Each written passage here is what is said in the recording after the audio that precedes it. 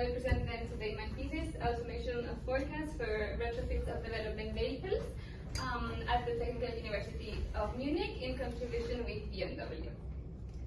Then a bit of an agenda, so I will go first to the roadmap, introduction, problem statement, and then go hands-on with the methodology and results. So the project lasted 6 months from December to May, and it started with the project definition and scope and requirements gathering and ends up with a complete forecast. So first I would like you all to look at this picture here on the screen. I am sure you've all seen similar vehicles circulating around Munich. These are BMW prototypes. They are development vehicles in which are tested for innovations. And before the start of production, of serious production. And one of the steps of this development process is retrofitting, which is bringing these prototypes to the latest integration level. And now the retrofit department has a few planning problems. So, for example, they have a system which is called DATE, where they register all the prototypes. Let's take now that they have 4 prototypes registered in this system. So, one of the questions that they face is, will these 4 prototypes come for retrofitting? Yes or no? Let's say now that only the top car comes for a retrofit. Then they have to know what type of retrofits does this car need. For example, if it needs a hardware change, software change, mechanical change, and at last, when will this retrofit take place? When will it happen? So currently, they do this manually and with approximate estimates. The goal of the master thesis is then to improve the prediction with machine learning and large language models. So the whole thesis is built in Amazon Web Services. The 2 data sources are Apex, which has all the historical retrofits register, and DATE, which has all the future prototypes. This data is stored in S3, and then it is extracted via Amazon Athena, where it is also transformed with SQL language. And then this brings us to the cleaned tables, which will be fed into the forecast. The forecast runs in Jupyter Notebook on SageMaker, where all the code is then executed. And all this process runs automatically every night. And now let's talk about what does this algorithm have behind. So the algorithm is distributed in 4 modules. The first one is the feature engineering, in which we choose which are the most important features to predict all these tasks. And then there's the modeling and evaluation with this future engineered data set. So in the first case, we will model the binary classification which will answer if the vehicle will come for retrofit, we'll get a 0. If the vehicle won't, we get a 1. And then we model then the multiclass, which will predict which type of retrofit this car will need. As we said, hardware, software, etc. And then I will then model a temporal regression, which will predict when will this retrofit take place and when will it end. So let's start with the first module, feature engineering, which we create this future dataset with the most important features. Features, we can understand it as car models, we can understand it as motor types, for example, or as priority of the vehicle, etc. And all these techniques were used for feature engineering, so encoding, for example, which is transforming categorical values to numbers, then random forest and SHAP pre-filters to choose the most important models for the predicted output. Then also pairwise interactions, logarithm transforms, and stratified 80-20 splits. In this case, for binary classifications, all the color techniques were used. One of them was the SHAP pre-filter, which chooses the most important 20 features. So our future dataset for binary classification has 20 features. The most important ones were the derivative and the basis type. And if we can see in this graph, the 3 first feature explains more than 70% of the model's decision, which means that could reduce sensibility to data quality issues. Then for the multi-class, the techniques with the corresponding color were also used. In this case, a random forest prefilter was then used to choose the most important 50 filters. For multi-class, in this case, the most important ones were the age, the derivatives, and the construction phase, and the priority. In this case, it makes sense that the timing and the vehicle maturity is more important than the vehicle characteristics. Then for temporal regression, also the techniques were used, and here I did a log1 transform because, as you can see, the duration distribution is very right skewed. Then also the random forest importance free filter was applied, and 50 filters came out of this filter, being then the most important ones, the first level, then the fleet owner, and the retrofit type. Here it also makes sense that the retrofit type was one of the most important filters to predict duration.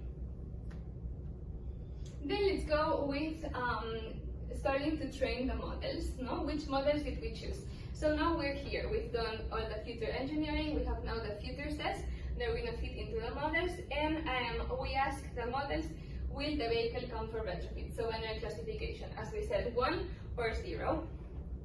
So for this binary classification, the problem that I had is that the dataset was very imbalanced. So there were only 4% positives, which a native classifier could achieve a 96% of accuracy by only predicting no. That is why I used SMODE, class weight loss functions, and ROC-AUG, PR-AUG, and F1 score as evaluation metrics. I also used hyperparameter tuning by Optuna, and then 5-fold stratified cross-validation, which means like all the data sets, separating it into 5 parts, and then training the 4 first parts and validating on the last one, and doing all the possible combinations. The model families evaluated were this here: the logistic regression, random forest, great linguistic models, extra trees, stacking and voting ensembles, LLM-based models, and AutoGluon, which was very interesting, that this last one, AutoGluon, to benchmark, because it trains and ensembles automatically more than 14 models, and it was then interesting to see if what the performance metrics obtained with AutoGluon was the same one as I obtained manually with my manual model selection. And then for the results, as we can see in the left graph, the precision recall curves, you can see more difference between the models. On the rock curves, we can see that all fit perfectly nearly the left corner. That means that the PR is a bit harder on data sets with only 4% of positives, because it penalizes a lot the false positives. That's why for all the models, we obtained a PR out that was way lower than our rock out. And then, as we can see here, also in the last graph, there is no overfitting because the validation out then grows with the training sample size. And okay, now we have classification of which cars will come for retrofit. Now let's predict then which types of retrofit will this car then obtain, or will this car need. So here we have to predict the retrofit type among 13 types. And here we can see that the dataset has also a long tail distribution, which means that a few types have most of the sample data, while most of them only get a few samples. The same model pool families were then evaluated, and in this case, AutoGluon won. The results were then that the accuracy was of more or less 73%. We can also see that the F1 macro was low throughout all the models, because it explains that rare retrofit types are really hard to predict for the models. And now that we have then all the prototypes classified for which retrofit will each get, we need to then predict when will these prototypes need the retrofit. So for temporal regression, I used two more model families, which were ElasticNet and Rich Regression as baseline. And in this case, we can see in the graphs that the smallest duration, like the short duration retrofits, were better predicted than the ones that had a long duration. So if you can see on the right graph, it's all like here around the 0, but when the actual duration days goes to 50, the prediction is cut to 60 days, not longer. And then here we can also see that the error goes from when the predicted duration days is short, there is like a 5 days, but when we go on the mid-range, the error becomes 25 days. Then we can also see that the R-square was also fairly low, which means that the retrofit duration is explained by other factors that are not in our data. For example, the workshop capacity, or the parts availability, or other engineering decisions. I also benchmarked classical time series like ARIMA, or like, for example, ARIMA. And but in this case, the results were that they could predict the trend and seasonality, but not so well on a vehicle future level. And then what I did is I grabbed the 3 results from the 3 models, and I used it to do the final forecast. So for example, for the binary classification here, if we had 4 prototypes, these 4 prototypes would get a probability of coming for retrofit. Then let's say the first prototype would get the highest probability. Then the first prototype would come to the multi-class classification and would get a visit expansion, because retrofits don't only come once, but they can come more times because they need more changes in the car. So then these prototypes will be expanded, for example, into visits, into rows, and then each visit will get a type of retrofit probability. For example, in this case that we said, the first prototypes will get the highest probability on a hardware change, and the second highest probability on a software change. Then this prototype would get then a hardware and then a software. And then for how much does this retrofit take, goes into the duration, which is weighted blend between the results I obtained with machine learning and the type median, because this was the hardest task to predict. So at the end, what I get is a start date and an end date for every visit. And what this final output brings is not only a forecast of monthly values, of monthly amounts of retrofits, but also a detailed view for every car with vehicle identifiers, with vehicle characteristics like the motor type, like the priority, and so on, with the predicted type, with an estimated start and an estimated end, and the predicted duration. Then all this data obtained with the forecast was fed into a QuickSight dashboard, which I cannot show here, but this is a bit the concept. And it also contains historical retrofit data and the data from the forecast. It has then an individual view for every process group. People can then filter, there's KPIs, there's comparisons between forecasted and executed, and there's a detailed table data with all the characteristics and the corresponding predictions. And then the operational value is then transforming predictions into visible, actionable planning. This is all. Thank you for your attention, and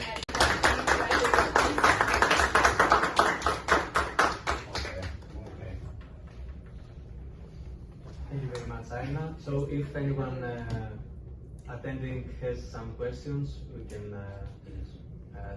ask now. From my side, maybe I will start with a small comment. This thesis was industrial, so could you tell us a bit more about how BMW uses your results in their daily work, or for example, some parts of the thesis are based on training data, and what would happen if BMW decides they want to add a new car or a new type, these kind of things?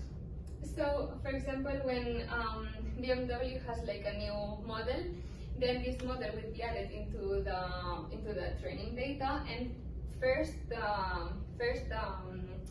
the algorithm won't have enough information and would predict simply the global average. But then as new retrofit comes, then the machine learning, what is good is that it trains itself. So then the corresponding trainings data would then be retrained, and then we would obtain the actual predictions for that training data. So I would say first tending to the global average, and then as new retrofits comes, these models would be retrained, and then the most accurate prediction would come out of this retraining. Thank you very much. And maybe anyone else? From myself, for example, because you can't show the dashboard. So the dashboard looks very good and it's very helpful. So till now we are doing the prognosis on a very, very rough level. So I'm doing this quarterly, it costs a lot of time for me. So for this prognosis or with this tool, we can definitely have a much more detailed prognosis, which helps a lot for our process groups, our stakeholders, to plan the capacity, to plan the workshops, parts availability, everything based on this forecast. So we are using it and starting using it since I don't know since it's available, with a much more detailed view. When do we have the retrofits? What kind of retrofits? How many do we need? What kind of part we need, and so on. So who is affected by it? So the dashboard is for us very helpful in this case as a feedback. I just have a quick question. You mentioned data imbalance as a big issue. Did you do anything specifically to target data imbalance in the models, or how did you handle it? Because it's a big issue in general. So I used one technique that's called SMOTE, which what basically does, it increases the not. So for example, for our case, we will have not so many data in the we will have not so many data in the ones that came for retrofits. So I just used SMOTE, which kind of brings this number up by doing interpolations between data and kind of like inventing new data, but that makes sense. Cool, it's not bad. Thanks. Yep. Okay, so do we have some online questions maybe? Or maybe one more thing from my side, because I supervise this thesis. So for Optuna, maybe you can tell us a bit more about how you chose how you made the search and how you chose the hyperparameters, and how did you decide this time that the hyperparameters were better than the before ones, previous ones? So for Optuna, what it does, it uses a Bayesian optimization that it looks at the hyperparameter space and chooses the most efficient one. So I chose hyperparameters in the terms of like learning rate, regularization, the depth of the trees, the number of estimators, and then so then Optuna searches this hyperparameter space to find the most optimal ones. And how I knew that they were the correct parameters, it's because in the 10 and 20 last trials, I saw that the result was not like getting better. So then we can say that it was the optimal one. I have a question. So as far as I know, Optuna, you need to define the parameter range. Like, did you define it based on some literature review, or just, you played it around? So I played around, basically. I looked also in literature, but I played with higher ranges, lower ranges, and kind of like stuck to the one that gave like better performance metrics. And also, one of the other indicators that Optuna was good in my case, I have it just here, is that XGBoost matched the ROC-AUG of AutoGluon, which is supposed to be the most automated ensemble, which is also then a potential characteristic that said, okay, it worked well. Very nice. Cool. One moment, yes. Maybe I open mine, so maybe you close your mic. Yeah, Okay. So one of the last things that you said, I don't think it's exactly correct. You said that I know that the parameters are optimal because it was not improving. No, the fact that you convert somewhere doesn't say anything about optimality, right? Okay. It's a termination criterion and it's reasonable one. But can you say that these are optimal? maybe, I don't know if I optimal, cannot hear you, but you're muted. Or I cannot Just see put you. your laptop there. give me, I'll get it. Maybe. There. So maybe not optimal, but the fact that, can you hear me now? Yeah. Okay. So maybe not optimal, but the fact that I obtained the same result with the obtunded tuned XG boost as for AutoGluon was for me an enough reason to say, okay, it's working well. Yeah, I agree. The optimal has a very clear definition, right? It's the best possible. And I don't think that this is, if we're nitpicking now, but I don't think so. Alan, that you did a very good job also presenting. You were maybe even a little bit too fast. We had to stress myself to follow, but it's okay. It was good, nicely presented. One question, because one of the things that I don't know if I missed or you did present is the literature review, which is an important part of what we do. So you presented what you did, but how you reached this, how you chose these algorithms, how you chose this setup, this is not always obvious. Do you want to say something? Maybe you can say this is a field that nobody has really worked on, and I'm the first one, so yeah, I couldn't do anything else, and I just looked at the field of machine learning and techniques. Can you comment on this? Yes. So the most literature review part was done here with the 3 models with the binary, multiclass, and temporal. I had to read a lot about, because for example, on the first modeling, I would get very bad results, especially for multiclass and temporal. So it was more of a process of not reading so much about which models were correct, but more about which future engineering or which other things could I add so that these models would perform better. So that was more for me the most difficult part, and where I had to look more out for information. Because at the end I also did a bit trial and error. I tried a lot of models for the 3 tasks, and it was more playing with the models to check which one was the best. If I had read before in which cases should I use some models more or less, I would have probably only chosen a couple of models for binary and a couple of models for multiclass. So the model decision was more playing, and then all the optimizations afterwards, like Optuna and the 5 cross-fault validation, all came then with literature research. Did you find previous research on the same topic of retrofitting vehicles or no? No, I found some which used LLMs for planning vehicle planning. I found also some that also used machine learning on vehicle planning, but the data was at all not the same as mine. So it was more car volumes than actually like retrofit or changes on cars. And one small addition from my side was that in this part, the literature review part, there was some solid infrastructure from the BMW team, because some other students and people, I think, they have worked in this direction, right, in predicting the retrofits before. Predicting, no. Okay, but defining at maybe least. defining what variables are important, or so there was some infrastructure before we started telling what method. We did some trials with Impact with another tool. If we can do the forecast for a kind of retrofit type, also to playing around and see what can we do. But it was like a base evaluation. Yeah, but it was an initial step. It was. Yes, it was Yes, like at least Impact helped a lot with the data relationship to like learn which was in which column, which value should there be, if it was a string, if it should be like a date type, and all these kind of things. So with like the data relation, I would say more this part Impact helped a lot. Because at the end you come with a data set which you only have like a column name, you know, like with the definition that's behind that column is also something that you need to learn like with experts or with some other data sources, because if not. So for us, we were very impressed how fast Aina stepped in the business and how fast she understood what we are doing as a business department.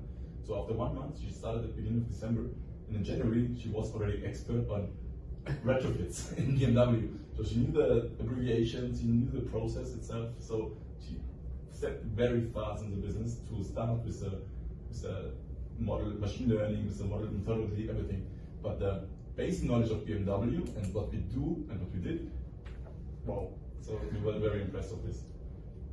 Yeah, I have to say also from my side that the team was very helpful. Like I also received lots of information, patience, and lots of explanations that helped because You made it very easy for me. same. For me as well. Okay.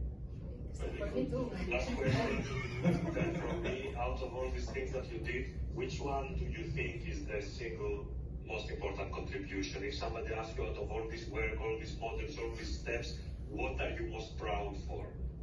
So at the beginning, the idea was just doing a forecast based on numbers. So like learning the seasonality, the trends, and just plotting it into the future. And then I changed the view because I realized that the company also needs information on vehicle. It's okay to know that the next month we're gonna have to do 3 retrofits, 4 retrofits, but in which vehicles, you know, and in which. So I think that what I'm most proud of is to having found a way to give them this detailed view of cars and also then the predicted output, because this chain of binary, multi-class, and then temporal was not like the main idea, you know. So coming up with this, okay, what can we do to have all this information that I have in a data source, but I just need a prediction near it. So I think that's it.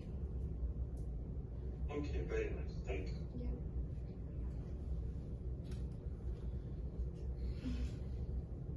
So any other questions from the people online, or maybe from the people here on site? I see myself now twice in the two. Then a small, I guess, closing comment. So Aina was really very fast, very professional. Whatever I asked her to try, she was more than willing, capable, and organized to try it, present it, and stuff. So it was one of these people to supervise or collaborate with. And if we do not have any further comments or questions, I think the thesis presentation is complete. Thank you.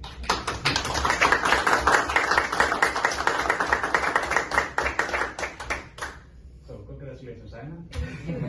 And thank you to all the supporting team online also. We have like 6 BMW team colleagues also. They are like Very nice. supporting the cause. Very nice.